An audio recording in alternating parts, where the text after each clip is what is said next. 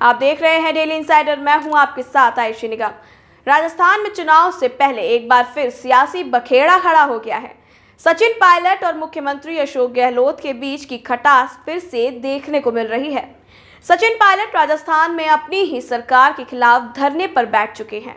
क्या है पूरा माजरा और इसके पीछे क्या कुछ सियासी हालात हैं और इस मुद्दे पर कौन क्या कह रहा है, देखते हैं इस रिपोर्ट में।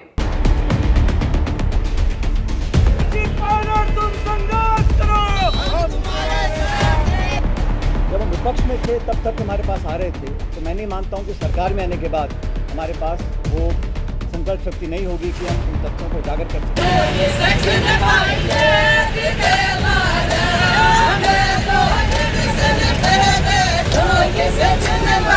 मैं जवाब देता हूं कि मैंने कांग्रेस लीडरशिप को राजस्थान के संदर्भ में कई सुझाव दिए हैं। मैंने कहा ना आपको,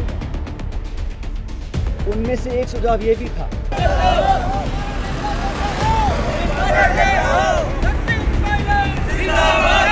राजस्थान में टेक ऑफ के मूड में पायलट, गहलोत सरकार के खिलाफ डटे पायलट, भ्रष्टाचार की जांच की मांग कर रहे पायलट। राजस्थान में गर्मी के चलते पारे ने अभी रिकॉर्ड तोड़ना नहीं शुरू किया है, लेकिन यहाँ सियासी पारा सारे रिकॉर्ड ध्वस्त कर रहा है। वजह है सचिन पायलट। चुनाव से पहले सचिन पायलट ने अपनी सरकार के खिलाफ मोर्चा खोल दिया है और वसुंधरा सरकार में हुए भ्रष्टाचार की जांच की मांग को लेकर अनशन पर बैठ गए हैं।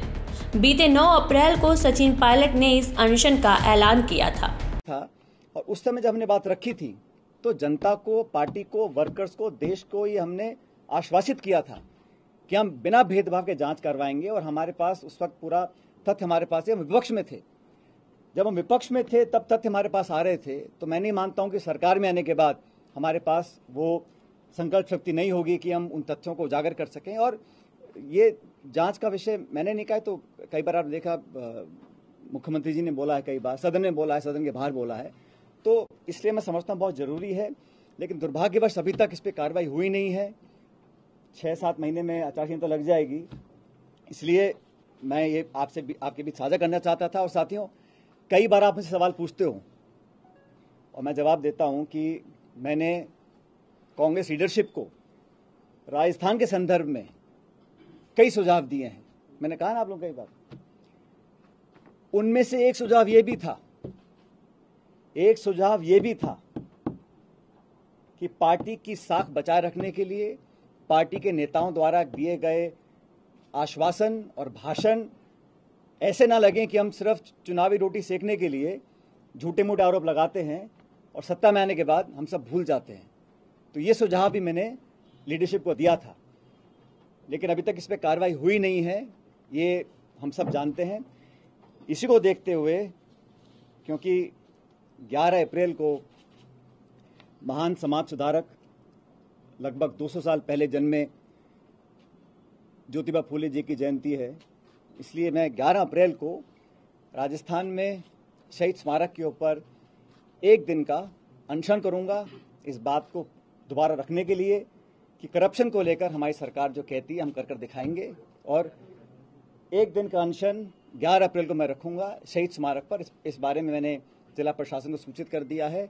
अनशन करप्शन के खिलाफ कार्रवाई करने को रखा जाएगा। अब तक जो हम नहीं कर सकते। सचिन ने जब अनशन का ऐलान किया तो राजस्थान कांग्रेस अध्यक्ष सुखजिंदर सिंह रंधावा ने इसे पार्टी विरोधी गतिविधि करार दे डाला। उन्होंने 10 अप्रैल को एक लिखित बयान जारी करते हुए कहा कि सचिन पायलट का कल दिन भर का अनशन पार्टी के हितों के खिलाफ है और पार्टी विरोधी गतिविधि है।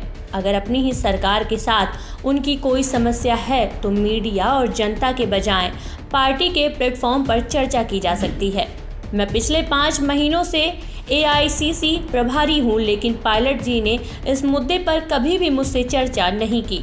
मैं उनके साथ संपर्क में हूं और अभी भी उनसे शांतिपूर्ण ढंग से बातचीत की अपील करता हूं, क्योंकि वह निर्विवाद रूप से कांग्रेस पार्टी के एक मजबूत स्तंभ है। सुखजिंदर सिंह रंधावा के इस बयान ने आग में घी का काम किया, जिसके बाद पायलट समर्थक सड़कों पर उतर आए।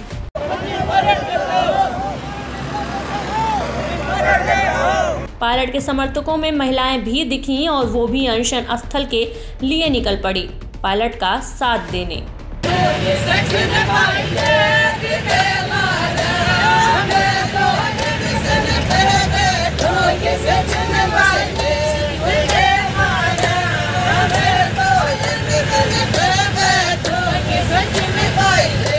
पायलट के अनशन की खबर जंगल की आग की तरफ फैल गई तो पार्टी के बड़े नेताओं ने इसे सॉफ्ट कॉर्नर पर लाने की कोशिश की। छत्तीसगढ़ सरकार में मंत्री और वरिष्ठ कांग्रेस नेता टीएस सिंहदेव ने धीरे से इसे चुनावी दांव करार दे दिया। मेरे ख्याल से चुनाव के समय सचिन जी को ये लगता होगा कि उनको जवाब देना पड़ेगा मतदाता को कि आपने तो कहा था कि बहुत भ्रष्टाचार है वसुंधरा राजे जी की सरकार के समय और हम उसकी जांच कराएंगे, और जांच नहीं हुई तो आप क्या कर रहे थे? आप उस सरकार के हिस्से थे, आपने उसके लिए क्या किया? आप हमारे पास वोट मांगने के लिए फिर से आए हो अपने लिए, आपको हम कैसे वोट दें? जो बातों को आपने कहा उनको आपने पूरा नहीं किया। हो सकता है इन परिस्थितियों में उनको लगा हो कि मैं अपनी आवाज़ उठाऊं, वो सरकार के खिलाफ रिवोल्ट मैं नहीं देख रहा हूं। वसुंधरा राजे जी के खिलाफ जांच होनी चाहिए, इसके लिए उस बात को वो उठा रहे हैं। दूसरी तरफ बीजेपी को कांग्रेस की आपदा में असर दिखने लगा। राजस्थान में नेता प्रतिपक्ष और बीजेपी नेता राजेंद्र राठौर ने पायलट में अपनी ही सरकार के खिलाफ मोर्चा खोलने को अपमान का बदला बता दिया। उनकी माने तो पायलट टेक ऑफ करने के लिए पूर्ववर्ती सरकार को महज रनवे की तरह इस्तेमाल कर रहे हैं। सरकार का अंतर्कलह अब चरम पर है। अपमान की राजनीति इस कदर इस आगे पहुंच गई है कि आखिर जिस व्यक्ति ने सरकार को निर्माण में सबसे अहम भूमिका निभाई थी, आज वो अनशन पर जा रहे हैं, सहारा ले रहे हैं पूर्ववर्ती सरकार का।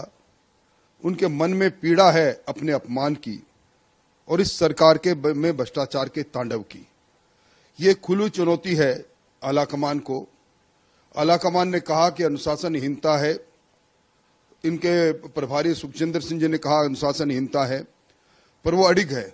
मैं समझता हूं कि उनका ये अनशन इस कांग्रेस के ताबूत में आखिरी कील होगा, क्योंकि अब कांग्रेस विघटन की ओर आगे बढ़ चुकी है।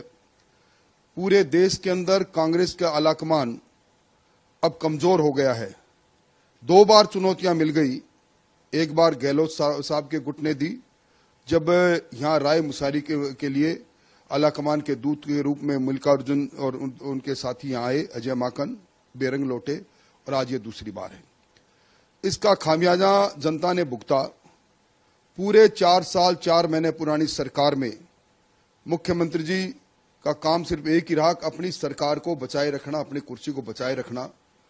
इसीलिए आज राजस्थान के अंदर ना विकास है, ना जन समस्याओं का निराकरण है, ना कानून और ना व्यवस्थाएं हैं। इसीलिए जनता ने यह भुगता है। मैं समझता हूं कांग्रेस का यह अंतर्कलह कांग्रेस की सरकार के लिए बड़ा संकट पैदा करेगा। फिलहाल राजस्थान में चुनाव से पहले कांग्रेस के ऊपर सियासी संकट गहरा रहा है। पायलट टेक ऑफ करने के मूड में हैं या नहीं, ये कहना थोड़ा सा मुश्किल होगा, क्योंकि इससे पहले भी पायलट गहलोत सरकार के खिलाफ मोर्चा खोलते आए हैं।